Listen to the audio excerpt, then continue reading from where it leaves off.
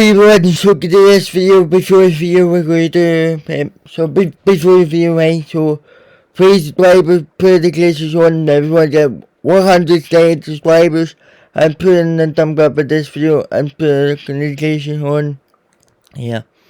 So today we're going to reaction video over JTVideos PS4, and today it's a part 6, yes, and today is Thor, God of Goddess, yeah.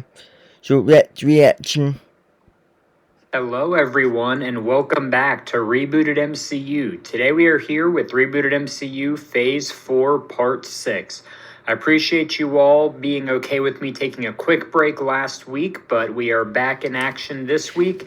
We have an exciting episode to get to, so let's just go ahead and jump right in. The 6th project of Rebooted MCU Phase 4 is Thor, Gods and Guardians. The movie opens up with an unknown ship landing on a mysterious planet. We watch as an unknown man gets off the ship. He's wearing a space helmet. As he removes the helmet, the man is revealed to be Peter Quill, otherwise known as Star-Lord, played by Chris Pratt. Alfheim, Kingdom of the Light Elves, and home to some wicked magical forests and smoking babes. Well, never gonna hook up with one of them again. And if the broker was correct, home to some extremely valuable plant life. Well, time for Star-Lord to do his thing. We watch as Peter Quill takes out a pair of headphones and places them on his head. He starts up his Walkman, and we hear Come and Get Your Love by Redbone as it begins to play. We see Star-Lord dancing around the planet. He passes through foliage as we see various creatures around him until he reaches a tree where he picks off a fruit and takes a bite. Suddenly, we hear a scream. Star-Lord dives into the brush as we see a pale man holding a bright golden woman yelling. He says, "How many did you save when the space tyrant wiped out half of your people?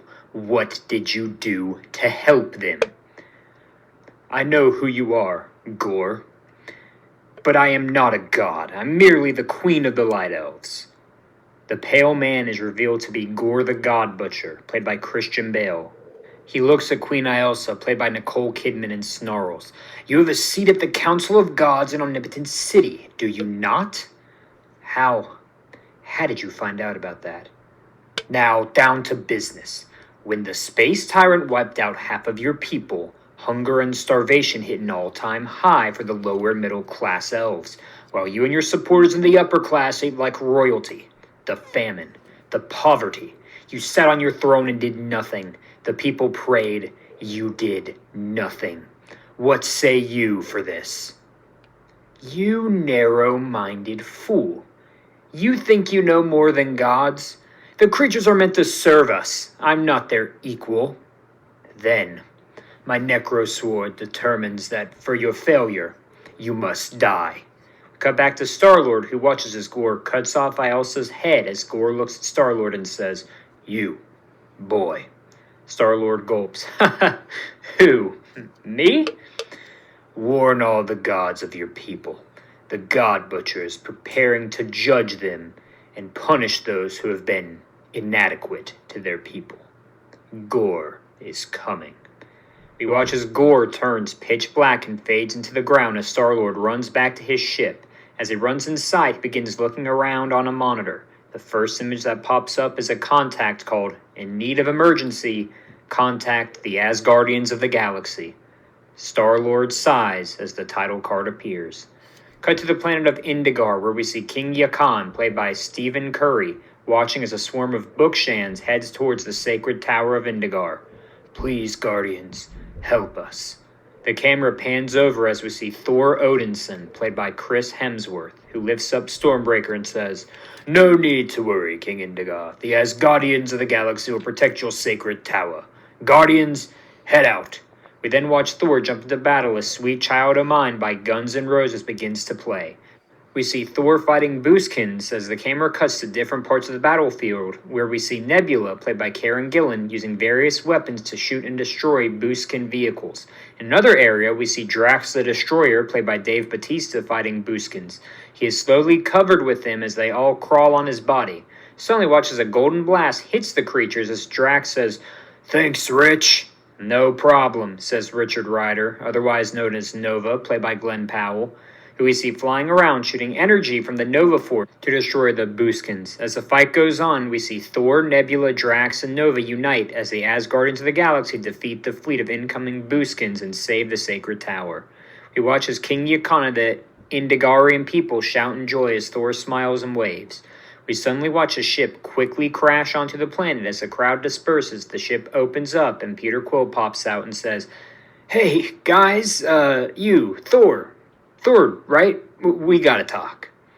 We cut to Earth as we see a woman who appears to be extremely sick lying in bed. The woman is revealed to be Jane Foster, played by Natalie Portman, who begins coughing as we see Darcy Lewis, played by Kat Dennings, walk in with a handful of snacks.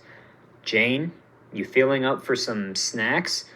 "Darcy, yes, please, that would be great." Watch as Darcy and Jane begin snacking, but Jane is unable to keep the food down as it hurts too much to swallow. I was born in Stevenage, but I was made in the Royal Navy. Performance. Never. "Jane, you're my friend. I hate seeing you like this. I know you're all super sciencey and stuff like that, and your brain is probably bigger than almost all the population. But you have to know the survival rate of this thing. Stage 4 cancer is..." "I know, Darcy. The survival rate is not great, but I can keep trying. It hurts me to see you like this, and it seems like you just can't comprehend how much time you have left. I don't want to see you suffer. I think you need to consider quitting treatment and just going out and enjoying the rest of your life. Being with the people who you love, being with the people who love you, and just enjoying it, not being cooped up in this hospital.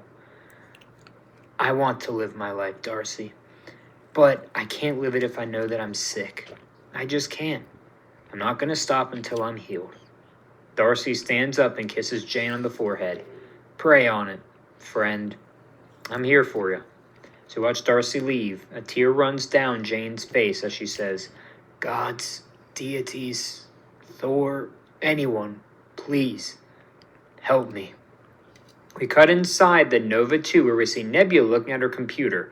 She has a wanted poster of Gamora on the screen. Inside the main area of the ship, we see Peter Quill recounting the events that transpired on Alfheim as Thor, Drax, and Ryder listen on. "So, the God Butcher is back, and the Necro Sword has chosen a new host.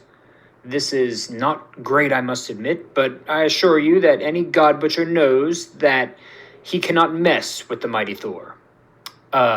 Dude, no offense, I don't care how strong you are, this Gore guy killed this goddess in one swing of his sword. Head clean off. Legend has it that you are one of the strongest guys in the universe and all, and even with that, I'm not sure you would even stand a chance. "Who said he is one of the strongest in the universe? We fought on Sakaar and I won." "You won on a technicality, Destroyer. Don't get me started again." This is all great and all, but Peter, or should I call you Star-Lord, why do you care about all of this? I mean, I remember your face. It was plastered all over Nova Prime's headquarters in her grand hall on Xandar. You stole a valuable artifact that completely led to the societal breakdown on Contraxia. I mean, I was young and immature. I'm trying to turn over a new leaf. Weren't you also the man who caused the huge showdown in Galilee 4 just a few weeks ago? Okay, isn't that a bit rich coming from the man who calls himself Drax the Destroyer? Yeah, that's right. I know all about you. Didn't you kill an entire army of Corbinites for fun? I was getting over the death of my wife and child. It is completely healthy for warriors such as myself to cope with his grief by laying waste to those who oppose him. What is your excuse? Well, I'm Terran, so maybe that has something to do with it. Hold on. Terran? As in, you're from Earth? Doy. Look at me. My mother was from Earth. I'm Terran as well. My dad joined the Nova Corps when I was a boy. He lied and told everyone that he was Kree, but he brought me with him when I was a bit older. I still get some stuff from Earth from time to time. It's pretty cool. Dude, wait. Do you listen to music from Earth? I listen to all the tracks from my time and my mom's time on my Walkman. Blue Swede, Jackson 5, David Bowie, and the movies. Top Gun, Footloose. Wait, is Footloose still the best movie of all time?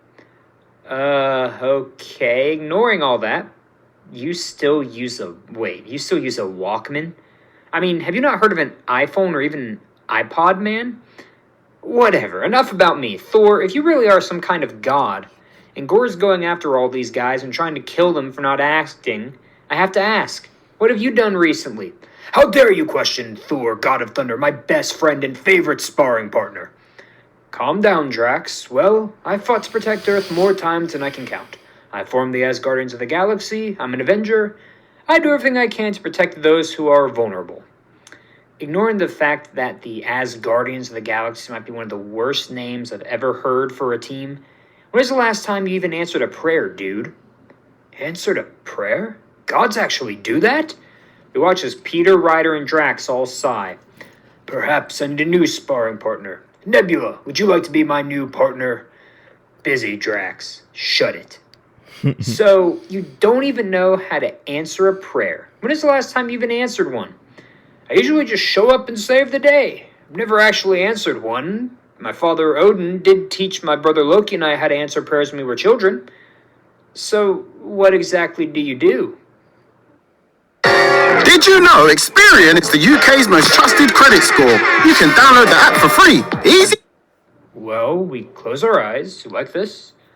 We listen very closely.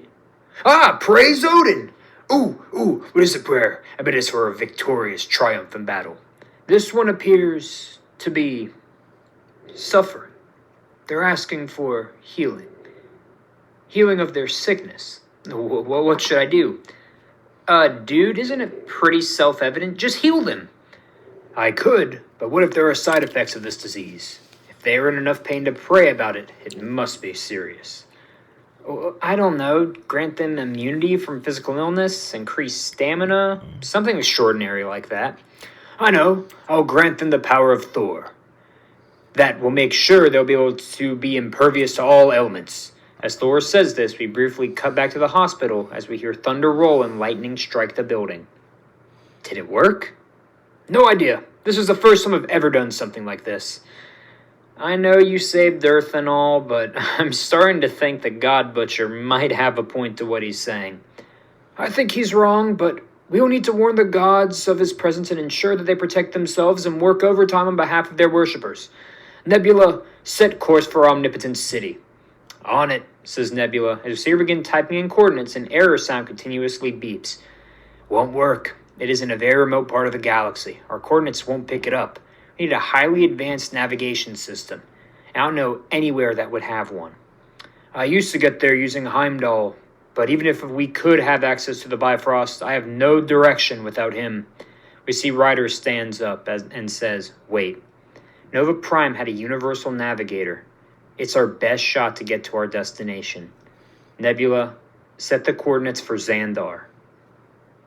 We cut to New Asgard on Earth as we see King Valkyrie, played by Tessa Thompson, sitting at a table. She's looking outside, watching kids play with the unicorn. She sighs as she walks around her office and begins to talk to herself. Yeah, sure. Being king is great and all, but I miss being a warrior. I missed riding along with my sisters into a good battle for Asgard. Now all I have is this boring paperwork and formalities.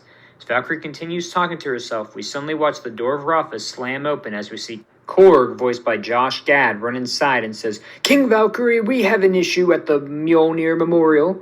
Cut to the location where Hela destroyed Mjolnir during Ragnarok, which has been named the Mjolnir Memorial, where we see Jane Foster standing completely upright, holding a reformed Mjolnir as lightning is sparkling off of her. Valkyrie and Korg arrive at the scene as Valkyrie looks at her and says, excuse me, who are you and how did you manage to rebuild Mjolnir? Where am I? What is this place? And who are you? She looks angry. We then watch Jane leap at Valkyrie and Korg as they engage in a brief battle. Jane overpowers Valkyrie. And Valkyrie looks at her and says, if you kill me, the entire might of Asgard will be after your head. Asgard? Wait, like the mythical land across the rainbow? Yes, but we're here now on Earth. Heard of it before? Heard of it. I've been there. Traveled there with Thor, my ex-boyfriend. I used to date him. I prayed to him and now, suddenly, I'm healed, feel amazing. But the stupid hammer kept calling me, and here I am. Miss Jane, you said you prayed to Thor? Yeah, and then this happened. Oh, boy. Yeah, okay. We're gonna have a lot to talk about, girl. Cut to the Asgardians of the Galaxy traveling to Xandar. We see that Peter Quill's ship is attached to the top of the Nova 2. As we watch the ship exit lightspeed, we see Xandar. Xandar is still lying desolate following the attack from Thanos and the Black Order when they killed the Nova Corps to gather the Power Stone. The ship lands and we see Ryder jump out. He looks back at the group and says, Nova Prime had a Universal Navigator in her Grand Hall. I'm going to see if I can find it. Then we should be able to make our way to Omnipotent City. Thor, while Richard goes to get the nav, Drax and I are going to refuel. Thor nods to see him sit down on the outside of the ship. Watch as Peter Quill slowly sits down next to him and says, Hey man, I just wanted to apologize for being so harsh back there. I've just been going through a lot. No need to apologize, I'm used to it. Being a god, you often have people blame you for things out of your control. But if I may so ask, what's been bothering you? Well, have you ever lost someone? And then when you lose them, you realize that you could have spent more time with them, gotten closer, said some things you wish you would have said. Stop! Sure you want to lick the creamy yogurt from every last inch of lid, but you can't. What will the kids think? Perhaps they'll draw pictures of me and show their parents.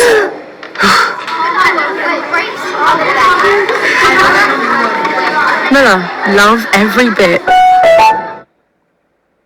Tap into Etsy for original and affordable home and style pieces, like lighting under $125. I lost my mother. My father vanished right before my eyes. My best friend Heimdall, my brother Loki, all killed by Thanos. My friend Stark, he died. My friend Hank died. I never even got to say goodbye to him. And I lost. I could have stopped Thanos, prevented the snap. I'm glad we found a way to fix things, but I always wonder, did my friends have to die? Had I just gone for the head? I always question that. Wow, I'm sorry. I was born on Earth, as I said. My mother always said my dad was from another world, from another galaxy. Everyone thought she was just romanticizing him, but no. My dad was the king of the Spartax Empire, King Jason. He came to Earth to recover me when I was a boy. He wanted me to help him conquer the universe. He and his men came to get me, and, well, they killed my mom. I was terrified. We were on our way back to Spartax. A group of Ravengers broke into the ship to steal our cargo. Their leader, Yondu, spared my life and took me in as a kid. I always resented him. He was hard on me. But all those lessons made me who I am. I wanted to turn my life around, turn over a new leaf. I wanted to stop being an outlaw and actually build a relationship with him. When I was on my way back to see him, snap happened. When I came back, I found out Yondu hadn't been snapped, but he had passed away while I had been away. Just now, trying to be a better person, and it's tough. I try every day, but I still don't know if I'm doing the right thing or not. You know, we chart our own destiny with every action we take. We can choose to wallow in the past, think about what we could have done, or accept what has happened and keep moving forward. Sure, I still think about what I could have done to prevent the snap, but now, my goal is to be the best leader I can be.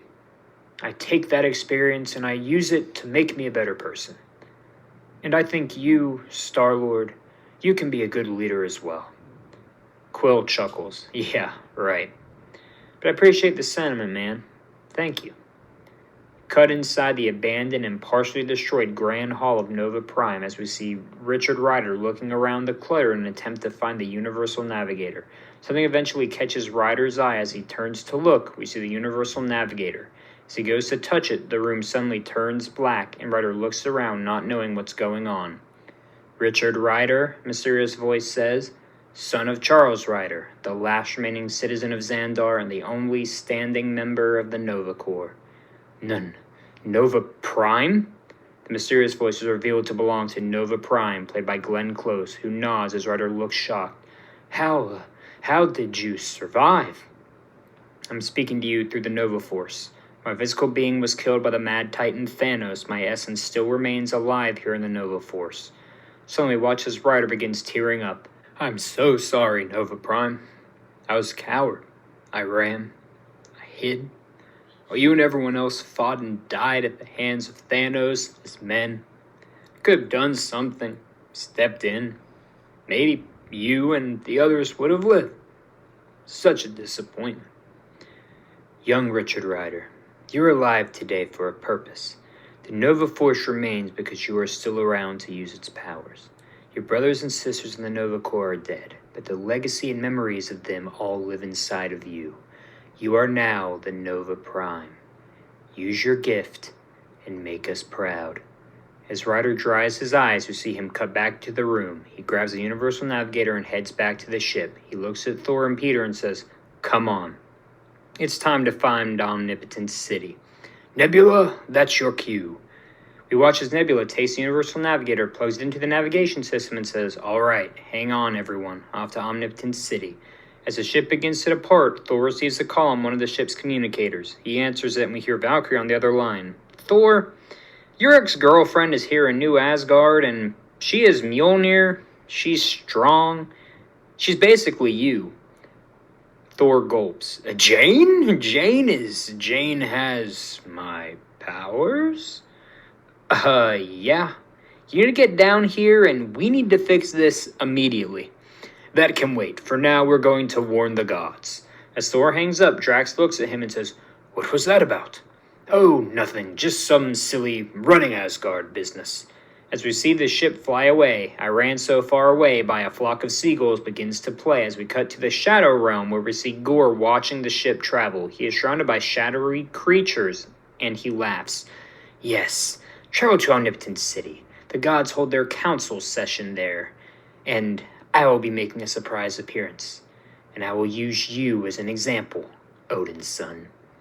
We cut to Omnipotent City where we see a ton of golden structures and various gods walking into a coliseum. We see Nebula, Star-Lord, Drax, and Nova standing outside the Nova 2 looking around. Nebula comments, this place, it feels uninviting.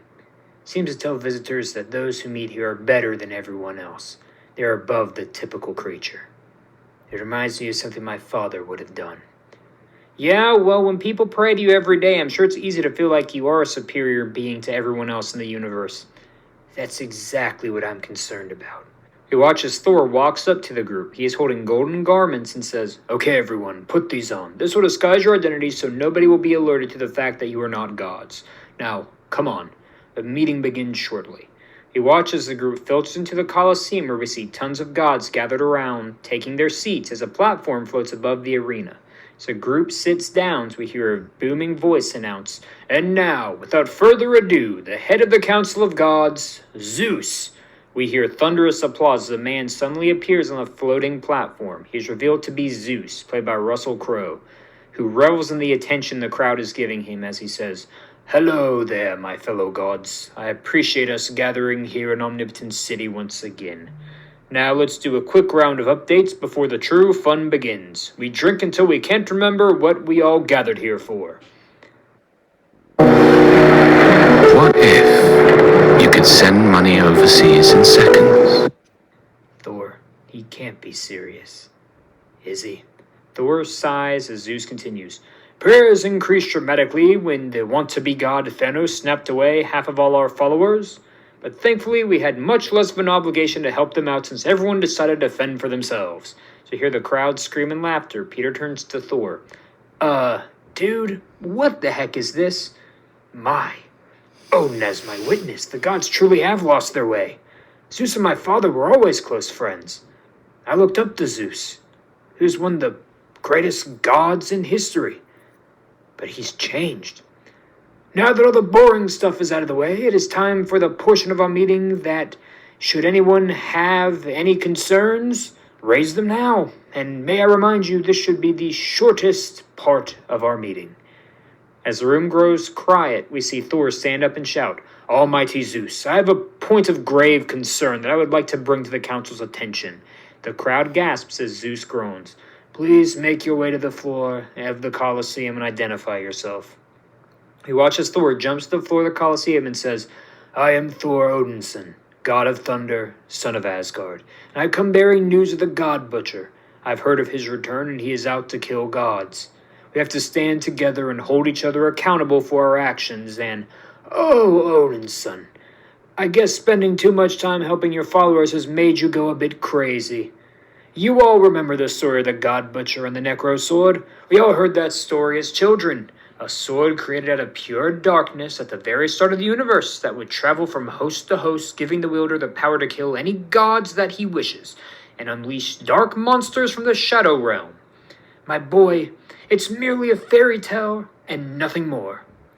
You and I both know that it is not just a fairy tale. The God Butcher is real, and he goes by the name of Gore. He's determined to kill all the gods who've been failing on their divine duties, and based on what I've seen here today, I see why he's upset. Odinson, I'm going to give you one chance to recuse yourself and take back your comment. Sure, there has been a tale of a man by the name of Gore who has killed some minor gods, but he is nowhere near a monumental threat that you have described. Now please, we are so close to enjoying our ambrosia. What happened to the mighty Zeus? The proud and powerful leader of Olympus. I used to look up to you as a kid, but now you are too scared to even be honest with your fellow gods. Odinson, how dare you talk back to the head of the Council of Gods? This is insubordination, and it will not go unpunished. Hercules, take care of your old friend. Suddenly, he watches a man jumps from the crowd and lands on the arena floor in front of Thor. The man is revealed to be Hercules, played by Brett Goldstein, who says, It would be my pleasure, Father. Hercules, my oldest sparring partner, listen to me. We can work together and convince the gods that Gore's a real threat, and we need to change our ways to act better towards our followers. I'm sorry, Odinson. I always enjoyed our sparring matches, but today, this will be your last. Peter looks to the rest of the group. Guys, do we need to go help him? No. He's a warrior, and a warrior must face his battles alone.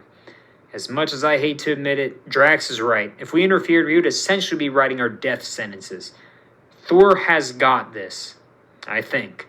We watch as Thor and Hercules engage in hand-to-hand combat. While Thor is one of the strongest heroes we have ever seen, Hercules narrowly edges him out in a bout of pure strength. As we watch Thor fly across the arena, he is bloodied and bruised, and he says, Hercules, please, we can change together. Hercules snarls as he jumps back to his place in the crowd as they cheer. Zeus claps and says, Very good, Hercules. We then watch as Zeus picks up his lightning bolt and aims it at Thor and screams, Now, Odinson, you will meet your end and find out what happens when you interrupt our sacred ceremony. Suddenly, he watches a dark monster flies into the Colosseum as various other dark monsters begin to descend into the arena. Gore emerges from the ground in front of Thor and screams, Gods and goddesses of omnipotent city, I'm Gore the God Butcher, and I command your attention. Peter looks at the group and says, That's him. That's Gore. On my signal, if he tries to do anything to Thor, we're going down there to save him. Ha! My favorite part is the anticipation. Cut back down to the Colosseum floor to see Gore walking around. The Necro Sword chose me to fulfill its mission, to kill those gods who forgot their mission, their duty to serve their followers and make their lives better. I was a humble servant of my god, Rapu. I would pray. I would perform the required rituals. I was the best follower a god or goddess could ask for. Yet when the great famine hit my home planet, he did nothing. My wife, my daughter, my friends, my fellow followers died. All died because our God thought it was more important to maintain his position than to do anything to help those who worshipped him. I used the Necro Sword and I killed him. Not because I wanted to, but because it should be done. You need us as much as we need you, and I'm here today to make you all one final offer, and to use Thor Odinson as an example. We see Gore point his sword at Thor as Nebula says, "Rich, start the countdown." As we see the Asgardians of the galaxy prepare to leap onto the Colosseum floor, Gore says, "Thor is the only god who takes his duties seriously. I will not kill him." Thor, Zeus, Peter, and Ryder all gasp in unison as Gore continues, "Sure, Thor does not answer prayers as much as he should, but every time his people face danger, trials, disasters, Thor's there. I use him as an example. I ask you all to turn over a new leaf or face the consequences." Thor manages to stand on his feet and says, "Gore, I appreciate the recognition, but killing gods isn't going to fix anything. Odinson, as I said, I will do you no harm. Unless you get in my way and prevent me from carrying out my mission. This is infinitely bigger than gods. It is about the universe of people who have been neglected by them. What says you, Zeus? Do you agree to change?" "You think I will take orders from a psychopath like you? You must be dreaming. As long as I am the leader of the Council of Gods, we will not change our ways." "Well then, I must bid some of you farewell, but not before sharing this news with you. I'll be headed to Earth. I discovered that Earth is where most of your followers reside, and I will be attacking it.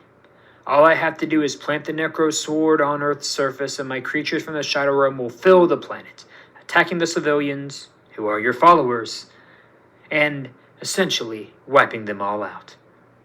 New Head and Shoulders formula washes away dandruff and oil. Delivered twice the protective ingredients. Try now.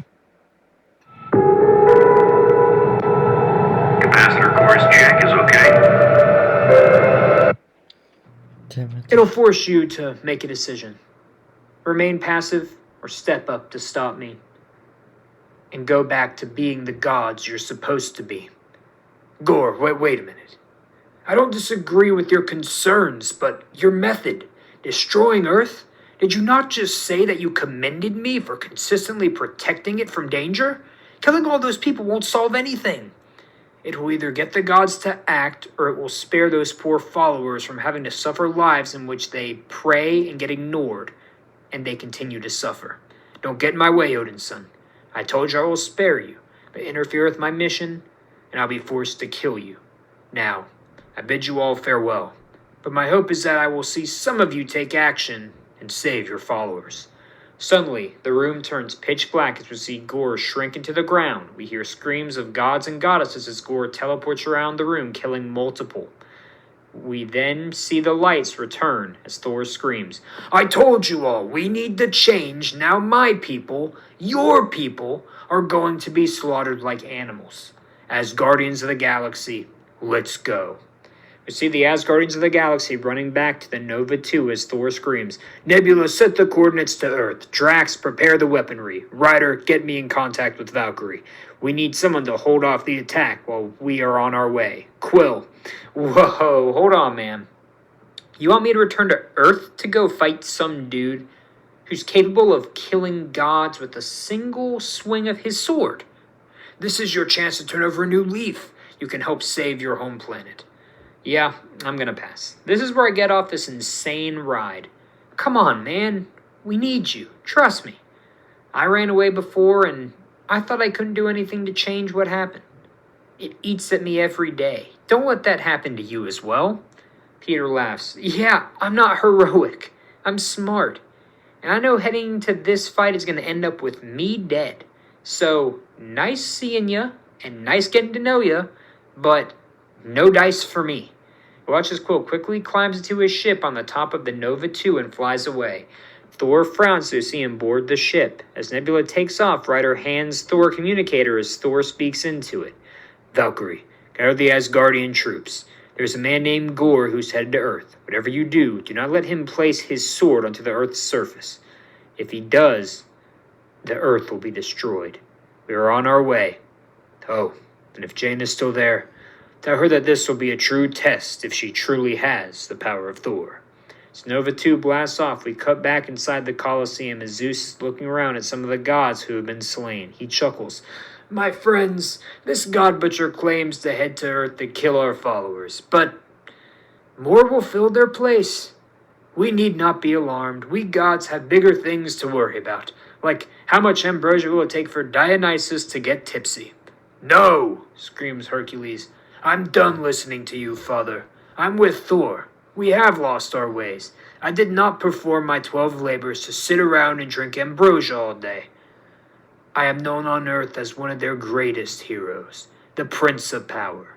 I intend to live up to that name today, and I will go fight with Thor. We watch as Hercules gets up and exits the Colosseum as Zeus chuckles.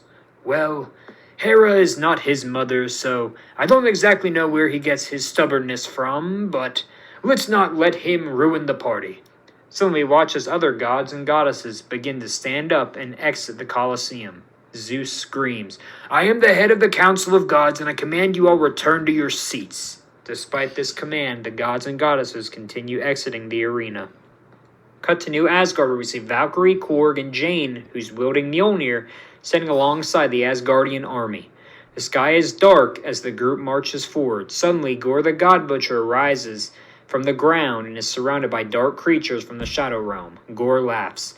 I knew the people of Earth would be resistant to my mission, but trust me, this is for the best. Do you think slaughtering millions of people will get gods to care? Then you're wrong. There are different ways to go about this than just killing innocents. Was that the option I had when... Can you pause it? Hi. Hi, Thomas. Hi, Thomas. Oh, he likes that American flag. Do you think? I don't know. Look at his wee feet. Oh, you cute. You like Dylan, June? I think she do. I know. I know. It's like, oh, this is weird. No, not weird. No. Nice. Do you like this room, Thomas? I didn't feel so. Right. Say bye-bye, darling. Bye. Oh, do you see him waving there? Say bye-bye, darling. Bye.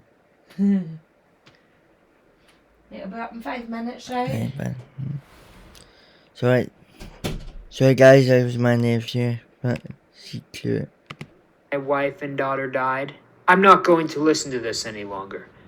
I'm Gore the God Butcher, the heir of the Necro Sword, and I determine that Earth must face darkness so gods can realize their failures or give them the opportunity to step up. We watch as Gore raises the Necro Sword to hit the blade into the ground. As he does, Mjolnir hits him, causing him to go flying. We see Mjolnir reform in Jane's hands, who says, as long as the mighty Thor is here, you won't make it anywhere near the surface of Earth with that sword's blade. Gore laughs. Ah, there are 2 Thors. Well, I promised Odin's son that I wouldn't kill him unless he interfered, but I never made that promise to you. We then watch as Valkyrie, Korg, Jane, and the Asgardians begin to fight with Gore and his army. Gore is too powerful, and even with Jane and Valkyrie teaming up to stop him, he easily overpowers them. So we see Jane and Valkyrie lying on the ground, surrounded by the creatures of the Shadow Realm, fighting with the Asgardian soldiers. Gore once again raises a Necro Sword to strike the earth. But as he does, Stormbreaker hits the sword away as Thor flies and smashes Gore into the ground and screams, I am Thor Odin's son. I protect this planet, and as long as blood courses through my veins, you will not destroy it. Gore screams, you had a chance to save yourself, Odin's son, not interfere. But I guess you have chosen to interfere with my plans, and you will see why they call me the God Butcher. As Gore stands up, Drax leaps on top of him and begins fighting Gore to prevent him from grabbing the Necro Sword. We then watch Nova Nebula join the battlefield and begin fighting the creatures of the Shadow Realm. Thor helps up Valkyrie and Jane. As Jane looks at him, she smiles and says, Hey, long time no see. Well, yeah, it has been a while, I guess. So, you were the person who prayed for me to help you out. Yeah, and I guess you are the one who maybe ever did it a bit with answering my prayer? I guess so, but hey, after this is over, I guess we can catch up and I can, show you how to be Thor.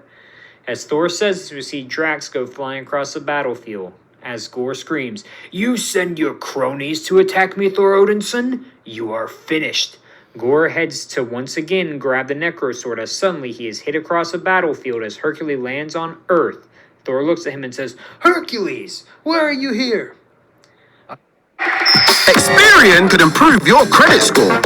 Boost it instantly by up to 101 points. "I heard what you said, and I'm tired of living under my father's rule. I'm the Prince of Power, and I intend to show why I got that name. This also reminds me of all those times back in the day. It was always fun to fight alongside you. When I wasn't beating you in the ring, of course." Thor smiles and winks as he goes back to pick up the Necro Sword. As he does, it burns his hand and he screams, "I can't pick up the sword. We have to find a way to get Gore and the sword off of the planet." We then watch as Thor, Hercules, Jane, Valkyrie, the Asgardians of the Galaxy, and the Asgardian army all gather in front of the sword as Gore and his army faces them as Gore screams, "Get me that sword!" as the final battle of the film begins. Gore is able to overpower Thor, Hercules, Jane, Valkyrie, Drax, Nova, and Nebula as he regains control of the Necro Sword. As he begins laughing, we see our heroes lying on the ground in defeat. Thor looks at Jane and says, "I need a distraction. I can break the Necro Sword if I can charge up all my remaining energy and unleash it using Stormbreaker." As Jane struggles to get up, we suddenly hear a ship fly into the atmosphere as Star-Lord jumps out of the ship and lands in front of Thor. Gore stops and looks at him and laughs. If it isn't the idiot who I saw in Alfheim, what are you here for, boy?" "Here to quit running away from my problems and face them head on." "Oh, and to protect my homeworld." Gore laughs as we watch Star-Lord take out his blasters and uses his rocket boost to fly towards Gore, and he screams, "Element guns, do your thing." As we see Gore's feet frozen in ice, he sends a Shadow Realm creature to hit Star-Lord. As Gore struggles to break free from the ice, we see Thor gather up enough energy, grab Stormbreaker, and begin to run towards Gore. He screams, "Gore, this ends now." Gore breaks free from the ice, grabs the Necro Sword, and begins running towards Thor as he screams, "I couldn't agree more." The two clash as a bright light turns the entire screen white. We then see the battlefield. Thor and Gore are standing on opposite ends of each other. Watch as Gore begins bleeding from his mouth as a Necro Sword begins to vanish as he drops dead. Thor begins to chuckle as suddenly we watch as Thor begins to become lightheaded and falls to the ground. Jane screams, "Thor!" As Star-Lord lands, he gasps, Thor's dying. "No." We slowly watch as Thor Odinson, the god of thunder, one of the first Avengers, lies dead on the battlefield. We watch as gods and goddesses from Omnipotent City arrive at the battlefield to see. I can't believe it. Thor's dying in the battle. Can't believe it. Scene of Thor lying dead. Rest in peace, Thor. We watch as they all take a knee, along with the soldiers and everyone else on the battlefield. They do this to honor the fallen god. Jane is crying, and Hercules looks down in pain. Watch as the Asgardians hold a traditional funeral for Thor. We see a monument built around Stormbreaker, where Thor defeated Gore. And finally, we see a statue of Thor built in the center of New Asgard. We cut to some time later as we see Hercules standing, looking at the Stormbreaker monument. Jane walks up to him and says, "So, Hercules, I really admire what you did. Coming to help, standing up to your father. Thor must have really meant something to you." "Well, Thor and I went on some crazy adventures as a kid. I always thought my dad was the one who was a perfect example of what a god should be, but as it turns out, Thor was truly the god who truly understood what it meant to be a god. He inspired us all. And Gore was somewhat right. We have lost our ways, but now we can begin building back." Jane smiles. "So, what are you going to do now?" "Well, Thor seemed to care about this place a lot. I think I'm going to spend some time here, explore Earth, see what it's all about. I haven't been here in a while, so I'm sure a few things have changed. Jane chuckles. Well, Thor never had a chance to teach me how to truly use the power of Thor. I'm assuming you are in need of a new sparring partner, potentially. Hercules laughs. I may take you up on that soon. What's your name again? Sorry, I don't think we ever formally got introduced. Well, my name's Jane Foster, but you can call me Mighty Thor. Hercules smiles as the two sit and look at the Stormbreaker monument. We cut to Drax, Nebula, and Ryder packing up the Nova 2 as Star-Lord walks up to the group and says, So, what's next for the Asgardians of the Galaxy? I think we're all going to go our separate ways. Drax is going to find some new battles to fight, Nebula needs to look for her sister, and I'm going to see if I can rebuild Xandar. Whoa! Wait. Thor might be gone, but it doesn't mean the Asgardians of the Galaxy should go as well.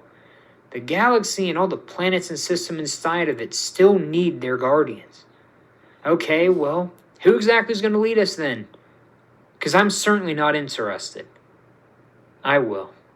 Thor told me I needed to step up and, well, I guess it's my chance to do that. It's my way of honoring him. Ryder, Nebula, and Drax all look at Peter as Drax steps forward and says, I saw you fight, and you allowed enough time for Thor to defeat Gore. Even though there was no way you could possibly defeat such a ferocious enemy, and death was incredibly likely, you still stepped in to help save us all. I'd be honored to join a team with someone as brave as you. I'll join as well, as long as we agree to find my sister. I respect your courage. Peter smiles as he looks at Ryder, who moans, Fine, but on one condition. We need to change the name. Thor isn't here anymore, so we shouldn't call ourselves the Asgardians of the Galaxy. Well, what do you think we should call us? I think you had a few seconds ago. We then cut to the gates of Valhalla as we see Thor arrive. He looks around and says, In the name of Odin, where am I? Welcome home, brother. As Thor looks up, he sees Loki, played by Tom Hiddleston, and Heimdall, played by Idris Elba, standing at the gates of Valhalla to welcome Thor. Thor begins to tear up as he runs and hugs the two of them. I thought I'd never see you again. I'm sorry I couldn't protect you from Thanos. I'm so sorry. Loki and Heimdall smile as Heimdall says, The God of Thunder has protected Earth and Asgard from threats for countless years. You never let us down. You showed everyone what it means to be an Asgardian. And now, my friend, you can finally get some rest. Come, Odin wants to see you. As Thor looks back into the camera, he smiles and walks away. We cut back to Earth, as I can see clearly now by Johnny Nash begins to play as we see Nova, Drax, Nebula, and Star-Lord on board Peter's ship, the Bowie. As the team blasts off, text pops up that says, The Guardians of the Galaxy will return. We have two post-credit scenes. In the first post-credit scene, we cut back to Omnipotent City where we see Zeus sitting in a room drinking ambrosia. Hercules, Athena, they all betrayed me. They all listened to the nonsense Odin's son was spouting and they left. They defied me. It's those pesky earthlings. They've not given us gods the respect we deserve since Greek civilization fell out of vogue. Perhaps the God Butcher was right. Maybe Earth does need to be taught a lesson. Perhaps we should wipe it out.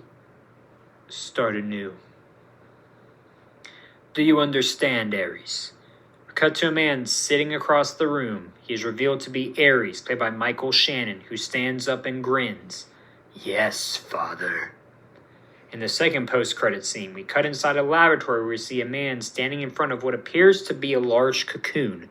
Suddenly a small man runs inside and says, Mr. Wyndham, I have some news. I told you, the man known as Herbert Wyndham no longer exists. All that remains is the High Evolutionary.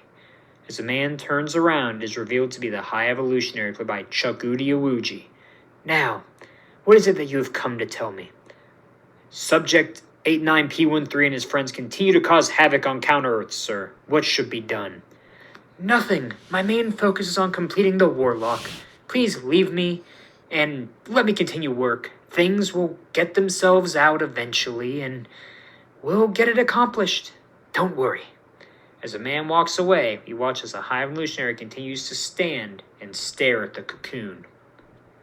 And that is Thor, Gods and Guardians. So yes, Thor is dead. Again, as I always say, I really like all these characters, but I think that So that's it. Thor the Guardians get daddies, but the shame that Thor's not gonna be in future anymore. Shame of that. So anyways guys, so please like the JTVideo PS4 part 6, yeah, I think it's 6 of it, is that right? Yeah, there's part 6, yeah. So tomorrow gonna be part 7, so I can't wait gonna be part 7. So yeah, so it's gonna be good, so yeah. So hope you enjoy the video, make sure to thumbs up, rate of subscribers, and put the dedication on everyone get 100 subscribers. So yeah, so I'll see you next time. Bye.